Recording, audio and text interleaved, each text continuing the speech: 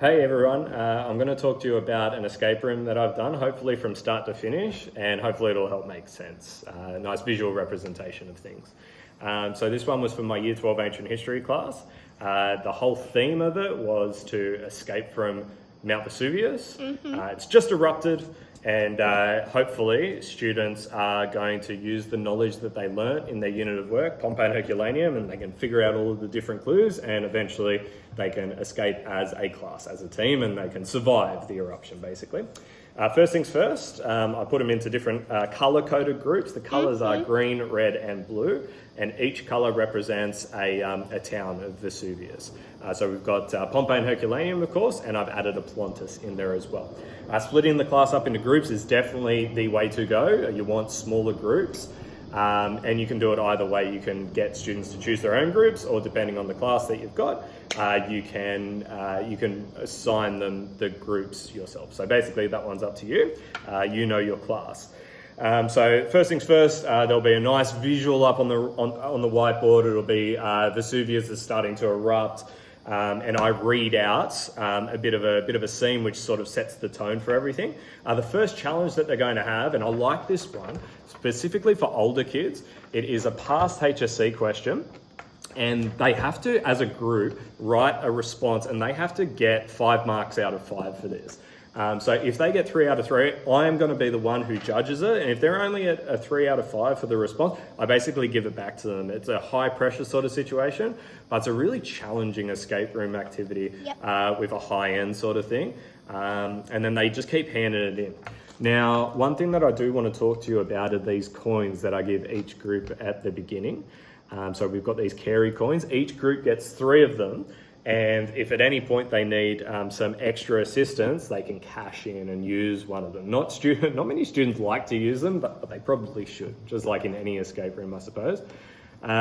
So once they get their 5 out of 5, and I'm happy with it, they will get, I will give them their maze. All right, so I like these mazes because they can conceal things inside. So basically there's a little ball inside and it needs to go right till the end, and then it plops this part open.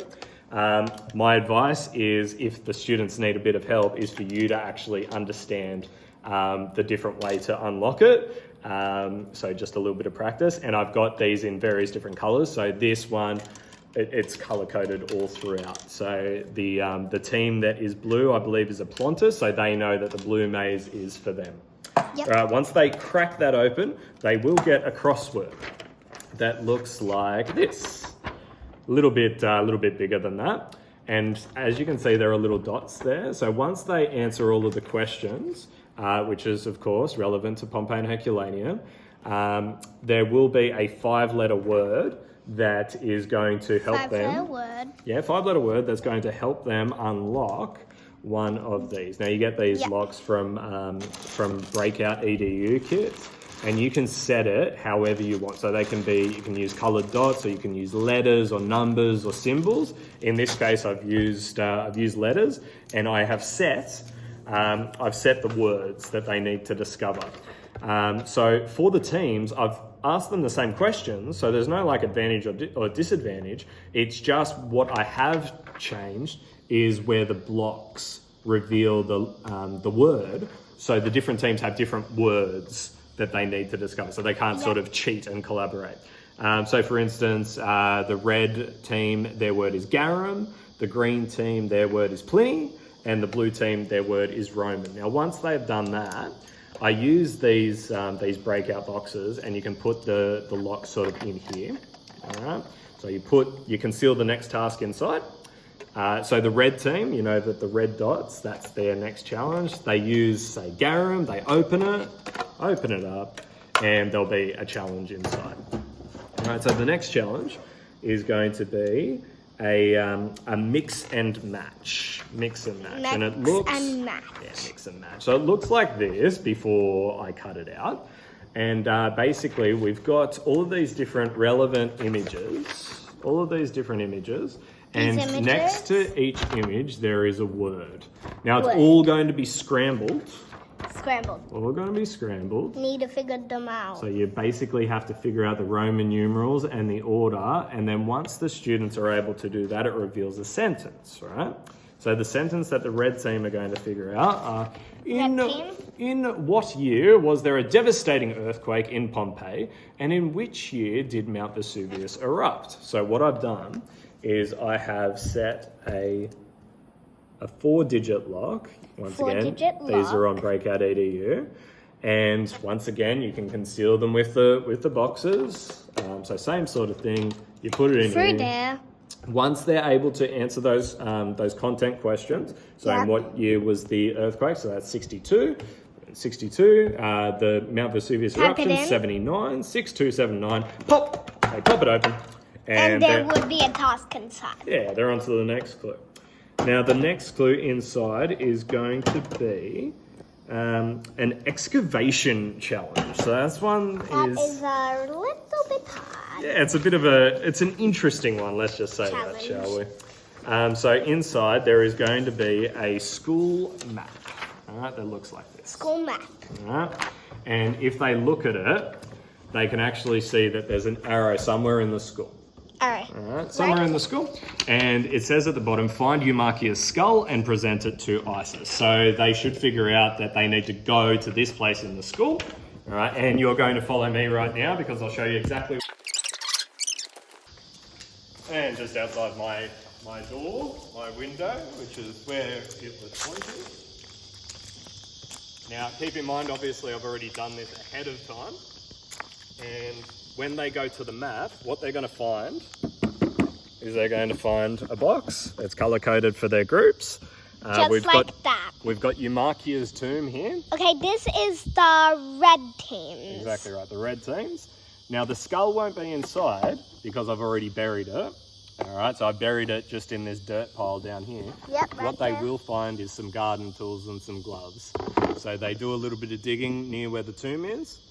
Hopefully they find the skull, and the skull, as the map suggested, they need to present it to Isis. Now, Isis is another teacher who I had dress up, and within the map of the school, it basically it has Isis's whereabouts, which is the library. They can figure that out. So that as soon as they go to the library, they'll see that my librarian or a person or one of the teachers is dressed up as Isis. They give the skull to them, and then I've already told this teacher to give them their USB stick. All right, so let's go back into the classroom.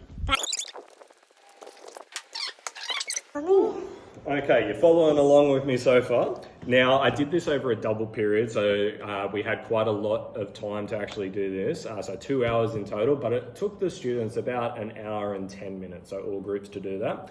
So despite the fact that it's an escape room, it's an escape challenge, so they're allowed to leave the classroom, and you can have it over different spots if you want. So this part took place classroom. The excavation challenge just out there, and then the next part was in the library where I had a few more challenges set up. So as I mentioned, they give it to Isis, give the skull to Isis, they get a USB stick, the USB, and they actually get a laptop. So they need to figure out, chuck it in the laptop, and what they end up opening is an Excel document. All right. Yep, now, like that. You can see the colors here, but this is because I've already answered it. When they first put the USB stick in, I have preset an Excel document to have questions, and when they type in the correct answer, a color appears. All right, so that wouldn't be there. And when the color appears, we come back to this style of lock, the Breakout EDU, where you can actually use the colored dots to reveal a particular sequence. So, if my students are able to answer, what is the name of the region that Pompeii, Herculaneum and Oplontis is from? They type in Campania and the green colour appears. So that's the first question. So green is the first part of the lock. Once they figure out the sequence, they are able to unlock and move to the next clue. Now, next clue.